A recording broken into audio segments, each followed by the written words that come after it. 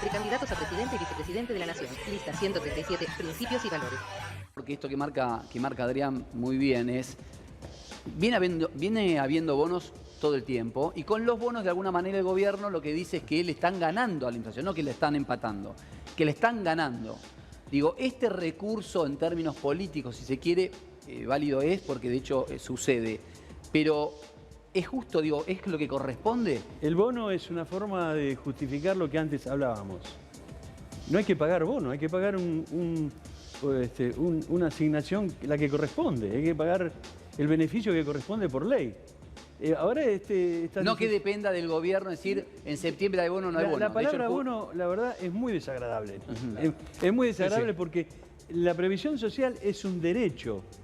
No es cuestión de darle bonos. También en el caso de los trabajadores, yo estoy en desacuerdo con el tema de los bonos, porque primero, no son remunerativos. Claro.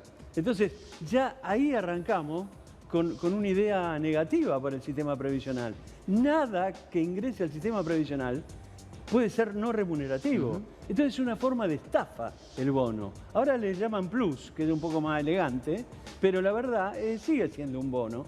Y hoy decía yo que es una forma de parches, de arreglar la coyuntura. Pero el país de la coyuntura se tiene que acabar. Pero aparte, Chipi, lo que planteo es, si la plata está para pagar el bono, ¿por qué no lo pueden integrar a la jubilación? Esto es lo que yo no termino de entender. Porque entonces la maniobra de no aumentarles a los que están más arriba se quería.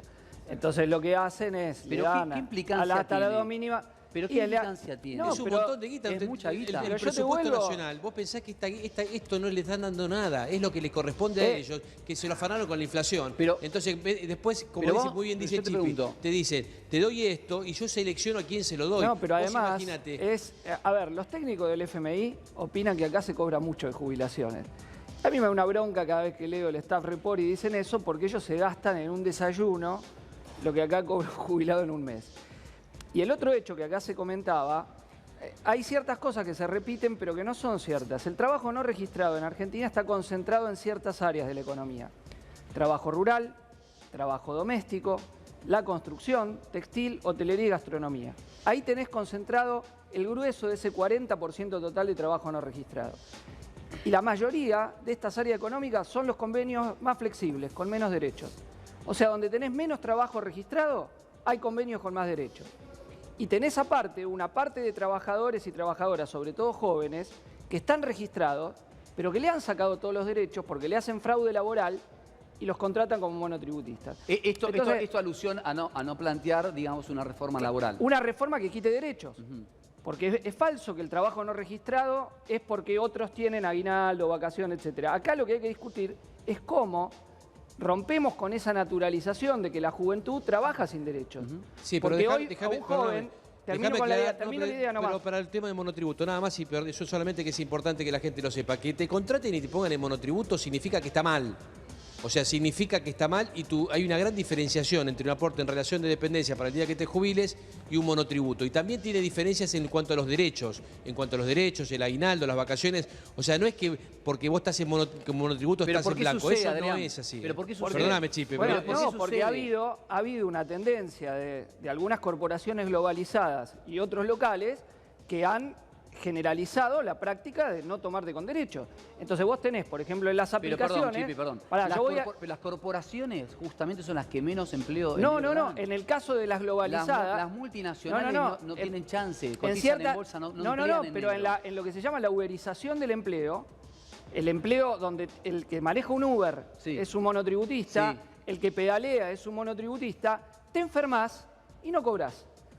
Vos estudiás, querés un día por licencia por examen, no podés, no cobrás. Vos, aguinaldo, no sabés lo que es, te tienen que hacer un curso para explicarte. Vacaciones pagas, nunca las tenés.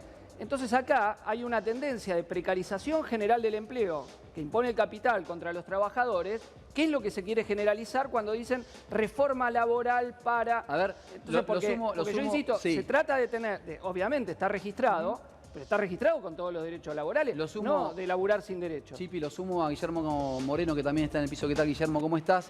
Una de las preguntas que nos hacíamos, Guillermo, tiene que ver de por qué en la Argentina hay el nivel de empleo en negro. ¿Cuál es la causa real? Porque, a ver, es evidente que cada vez el empleo en negro, hay datos que dicen inclusive está creciendo el empleo en negro, pero el empleo en blanco no se genera o se genera mucho menos que el empleo en negro cuando se empieza a dar nuevamente trabajo. ¿Cuáles son para vos las 3, 4 causas del porqué de esto? Primero, el 40% de la economía negra que hay en la Argentina implica que también las grandes empresas negrean, si no, no llegas nunca al 40%.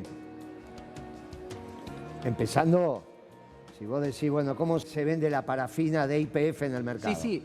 Andá a averiguarlo. Sí. Y era YPF. Sí. O sea que es del Poder Ejecutivo el 51% de las acciones. Si las empresas grandes no negrean, no habría 40% de economía negra. Pero esperá, ¿Está vos bien? decís que negrean en el mercado, no empleando. Bien, no, ya voy a llegar. Por eso yo te hablaba del trabajo en negro, Bueno. de los que se emplea en negro. Claro.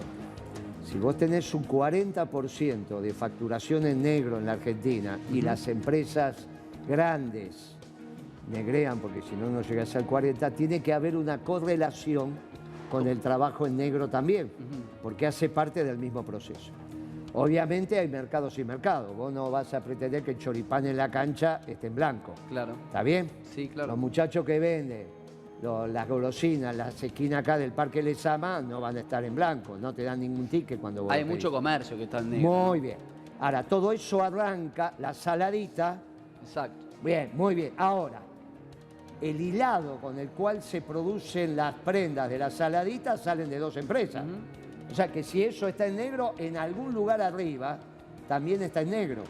Y porque eso, si no, no podría. pero no mi hay manera pregunta, de ¿ese ordenar. negro no es la ganancia del dueño para no pagar impuestos, pero que no se traducen en contratación de empleo? el Puedo decirte, problema es una multinacional. Vamos a contestar todo, pero si no seguimos la secuencia... es Dale, un lío. dale. Primero, nos pusimos de acuerdo, o al menos en mi opinión, que el 40% de la facturación en negro que hay en la economía argentina significa que las empresas grandes negrean. Si no, no hay posibilidad de llegar al 40% por un problema de dimensión. Lo segundo, el negro, aguas abajo, o sea, cuando vos pasás de las grandes empresas a las pequeñas, Sí. ¿hace parte de la rentabilidad de la empresa o está por fuera y es una rentabilidad plus? Porque si es una rentabilidad orgánica, esto significa, si no negreo me fundo y tengo que cerrar, tenemos un problema muy serio. Bien, personalmente creo que estamos en ese plano. Yo coincido lo mismo. Muy bien, con lo cual, el negro no es un problema de control. No es que vos tenés que sacar a la FIP a decirle, che, controle mejor. Menem tuvo uno que dijo esto, después así terminó. No es un tema de control, es un tema que hace a la tasa de ganancia de la empresa para estar en un nivel de subsistencia. Pero en función de la carga impositiva que tiene. En función de la rentabilidad que tiene la economía hoy, dado que hay algunos sectores que, como se dice humildemente en los bares, se la están llevando todo. Ok, Ramiro, ¿cómo lo ves vos? No, por supuesto que no comparto. Lamentablemente hoy la situación de la Argentina es terrible. Hay empresas grandes que deben estar pagando impuestos, gente que les está comprando en blanco y esa gente después termina vendiendo en negro, porque no pueden sufrir toda la carga impositiva, no pueden bancarse toda la carga impositiva que tienen sobre pequeños comerciantes que lo vemos constantemente. Seguramente Guillermo, que tiene una ferretería, seguramente alguna parte de su negocio lo tiene que vender en negro y alguien se lo está vendiendo en blanco porque no tiene alternativa por cómo ¿Y están vos pensás que eso es registradas. producto de por qué si, digamos, un comerciante tiene que contratar a 2 personas más y tiene su rentabilidad, digamos, al límite, no los pone en blanco por la carga impositiva? Digo, vos lo asociás a eso. Por supuesto que hay un problema en toda la cuestión laboral que está asociado a las cargas impositivas. Y a los juicios laborales, que hasta acá nadie dijo nada. Yo quiero agregar un pequeño detalle de ese tema. Vos tener hoy una pyme, tener un empleado en negro, es un riesgo de cerrar la empresa en cualquier momento. Porque a vos te hacen un juicio por un empleado en negro, tenés que dejar la empresa. Porque convengamos que una cosa es la empresa grande y otra cosa es la pequeña empresa. La pequeña empresa, del capital operativo que tiene, es muy chiquito. Entonces, a vos te hacen un juicio y te destrozan. Entonces, si vos tenés a alguien trabajando en negro, te está jugando la vida. Lo que pasa es que hay una realidad, que coincido en una parte con lo que dice Guillermo y una parte con lo que dice Ramiro, es que los números no te dan. Entonces empezás con una política de supervivencia. Esa política de supervivencia es tan riesgosa que si mañana se te va una persona, ustedes muchos deben escuchar, si tienen algún amigo que es empresario, dice, che, ese que trabajó conmigo 10 años, hoy le tengo que pagar, no sé, 15 millones de pesos y su negocio cuesta 8, entonces cerró. Entonces, yo esta semana me mostraban, Chipi, que veo que está levantando la mano hace un rato, me mostraba un estacionamiento chiquito, ni en microcentro, digo, en un barrio. Tiene 5 empleados y mandó el SUS, lo que son las cargas sociales. 420.000 pesos de cargas sociales, me dice. Digo, no tengo manera esto porque digo, si pongo lo que debería a la hora en el barrio en el que está, no me estaciona nadie. Entonces digo, ahí hay una relación que evidentemente está rota también. Sí, bueno, pero a ver, yo digo, y comercios. Y tampoco le está pagando lo que dice el convenio para pagar eso por la cantidad. A ver, doy algunos ejemplos para que se entienda. Trabajo rural, más de 80% de trabajo sin registrar. ¿Vos me decís que ahí no tienen rentabilidad? No, tienen rentabilidad. Pero están acostumbrados a que los trabajadores no tengan derecho. Ok. Trabajo doméstico no está vinculado con la rentabilidad. No es un trabajo que tenga rentabilidad. Y los aportes son muy bajos. Igual pero para ser justos, digo, se ha blanqueado de una manera exponencial el trabajo doméstico. Sí, pero solamente el 25%. Exponencial, ¿eh? No llega al 25% lo que está blanqueado del total del trabajo doméstico. O sea que, insisto, trabajo rural, donde tenés un grueso enorme por la cantidad de trabajadoras y trabajadores que no están registrados, no hay problema de rentabilidad. Trabajo doméstico, Puerto Madero, cada vez que hacen una inspección, 2/3 de los trabajadores gastronomía y demás. De esos locales de gastronomía que no tienen un problema de rentabilidad, están sin registrar. Pero ¿cómo sabes que no tiene un problema de rentabilidad? ¿Que los locales de Puerto Madero? Un Los locales de restaurante. Puerto Madero, pero dan una ganancia enorme. ¿Cómo sabes? Entonces, ¿cómo? Andá a fijarte la ganancia que tienen esos locales. ¿Cómo sabes? Bueno, porque es lo que después demuestran. Cuando los tipos ven hay lo locales que ganan, vacíos en Puerto Madero. lo que ganan y lo que pagan, el salario es muy poco en relación a lo que tienen. Están funcionando a full. Te doy un cuarto ejemplo. Sí. Talleres textiles.